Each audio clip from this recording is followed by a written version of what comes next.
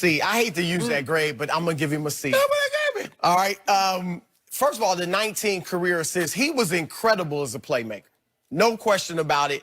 And I think, thinking about LeBron's mentality, he's always thinking strategically. I think he may have been thinking mediocre opponent, 9-game win streak. Let me get the other guys. We're going to need Quinn Cook perhaps down the line. We're going to need, obviously, KCP, Troy Daniels. Yeah, we might need him to come in and hit some threes. Jared Dudley. There you go.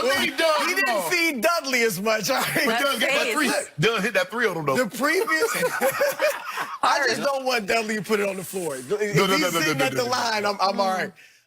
But those other three guys all got double-figure shots. So I think he was getting them involved. And he, you know, Jordan used to do this too. Sometimes not shoot as much early, try to take over late. I think that was LeBron's thinking. And even in the fourth, he had some good assists. Yes. You know, the one to Quinn Cook to bring him with the point with like 4 minutes left. The one to McGee for the dunk late. Okay. And then he hit a couple threes in the fourth too. The bad, defensively, he was one of many Lakers who was just, I don't expect him to keep Markelle Fultz in front of him. Right. But Aaron Gordon was able to get by him too. So defensively he struggled. My biggest problem was the 2 late turnovers in the fourth. The 4 minutes and then about a minute later. The travel, the bad pass. Those were the biggest problems I had with what LeBron did. He had 9 points in the fourth, 5 assists. I know he only shot 3 for 9, but the J's off. That it is what it is. The dunk, it happens. I mean, it happens. It happens to Do everybody. I think he can't dunk anymore? It happens to Jared Dudley. Do we think he can't dunk anymore? I mean, come on, it happens. All right, it was a bad. You in hindsight, you say, hey, you lay it up. That's a big basket. Maybe that's because guess what would happen, Chris? Had LeBron laid that ball up, somebody said, I ain't gonna call no name, but he's sitting across from me. Would have said, he can't dunk anymore.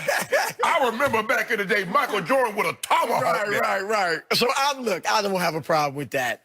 The missed 3, good move to get the look, right? Good couple nice pump fake. Yeah. And like a lot of his threes, because I think he missed his first 6 or 7, something like that. It was on line. A lot of his threes were right on line, back of the rim or in and out. And this was back of the rim, front of the rim, out. Yeah.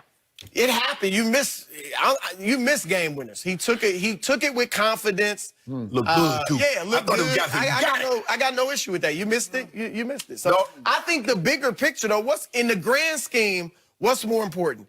Getting Quinn Cook, Troy Daniels, and these guys confidence up and thinking, okay, we can be players if they need us, or beating Orlando on a Wednesday in January. Sounds like you're trying to push it up to a B. No, I thought about a C plus. I thought about a C plus, but Okay, so he goes C plus. What does LeShannon? You already know what I gave. I'm just upset that he ruined I had something special. I've been waiting on this. I waited a whole week. I ordered it. And I was going to bring it out here today, and LeBron got to put it on ice. But it'll be back Monday, because I think they're going to beat the Rockets on Saturday, so I'll be able to bring it out here. Really building it up for Monday. Yeah. I can't wait. I'll be able to bring that thing out here on Monday. Monday is an NFL day on this show. Yes, it is. What did That's a big game, though, the Rockets. What did LeBron go for a 50-point triple-dub? Because I put that call in. I'll put a call in and say, Brian hit a 50-point triple-dub on it. Really, you can just do it automatically? Yeah. You can just ask and you shall receive? Just like my homeboy going to throw for 400. But anyway. Why don't you ask him to dunk it? I just want to say, please dunk. Now, you see the body bag. Now, when he body bagged the guy earlier this year, why you picking on little Bellinets? He can't win for Bielitsa. Bielitsa. Yeah. You like, why are you picking on him? You know he can't jump. But anyway. He can't. Skip, you already know I gave him a C. And for the very same reason, Skip, I thought, and he walks a very fine line, a very tight rope from trying to get guys too involved and going too long. He didn't take a shot in the first quarter. That's only the 3rd time in his career, and that's the first time since 06. We in 2020. Let that sink in for a second, Skip, how long that's been. And I think it threw him off his rhythm. Right. Because, LeBron is like most NBA shooters. They're rhythm guys. It's hard. Just imagine you tell a quarterback, we don't want you to throw any passes in the first quarter, but then we want you to come lighting up for the rest of the game.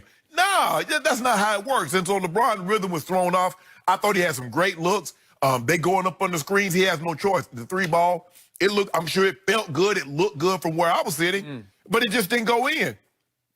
19 assists. I say 18. I ain't gonna count that last one. Yeah, they were down 4, so I mean, okay, he got 19, but it really Win one of those points. that look good. but when you're talking about LeBron James, you're talking about the creme de la creme.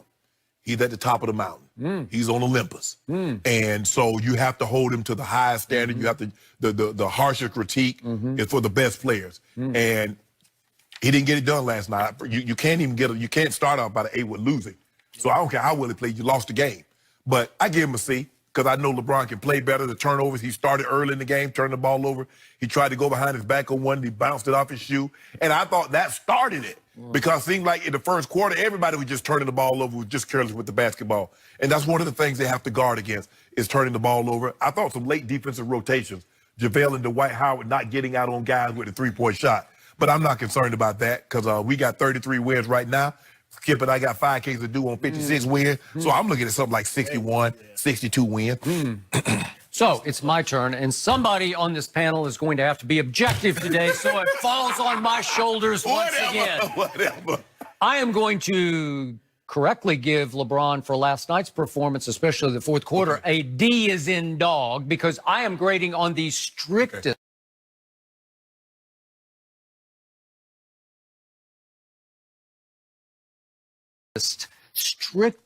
highest order, because I just heard Mount Olympus, creme de la creme. Yeah! I heard best player on the planet earlier in the show. So how can I not give him a D for that dog of a performance last night? In the dog of a performance with 19 assists. 19 assists. Good. Fourth quarter. He continues to close my case, my longtime case. He is not a closer. The great irony, the fascinating irony of last night was, I've said from the start, the closer for the 2020 Los Angeles Lakers has to be Kyle Kuzma. Somehow he is being rejected, even though we saw him explode on Friday night at Dallas and explode with no AD and no LeBron on Saturday night at Oklahoma City. Explode because he is capable. And he's fearless, and he loves the fourth quarter spotlight, but you have to feed him and get him rolling, and you have to live with an occasional missed, jacked up shot, because that's who he is and what he will be. Last night was occasional miss, huh? Would you believe Kyle Kuzma played 3.5 minutes of the fourth quarter and got up 0 shots last night? That's all you need to know. Played too many minutes. For the record, LeBron James took 9 shots in the fourth quarter last night, which were 4 more than any other player on either team on the floor last night, which jacked up LeBron's fourth quarter total for the season to 228 fourth quarter shot attempts.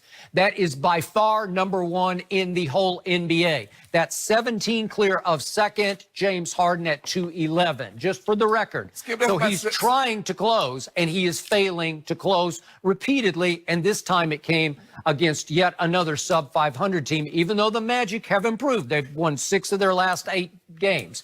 And yet last night they didn't have Evan Fournier and DJ Augustine. Nor DJ. And here they came, and they go up 20, then here come the Lakers, whoosh, back. And now it's a seesaw game in the fourth quarter, and I'm going to give LeBron credit for this because it was a typical fourth quarter from LeBron because, to Chris's point, he did with 10:03 left. He nailed a big 3. It was at the end of the clock. I love him at the end of the clock. There's no decision to be made. He knows, okay, now I got to shoot this one. And he shoots it with conviction, and he made it. That put them up 1. Then he makes a driving layup, which I didn't see again the whole rest of the fourth quarter. Scoop shot with his left hand because he's ambidextrous.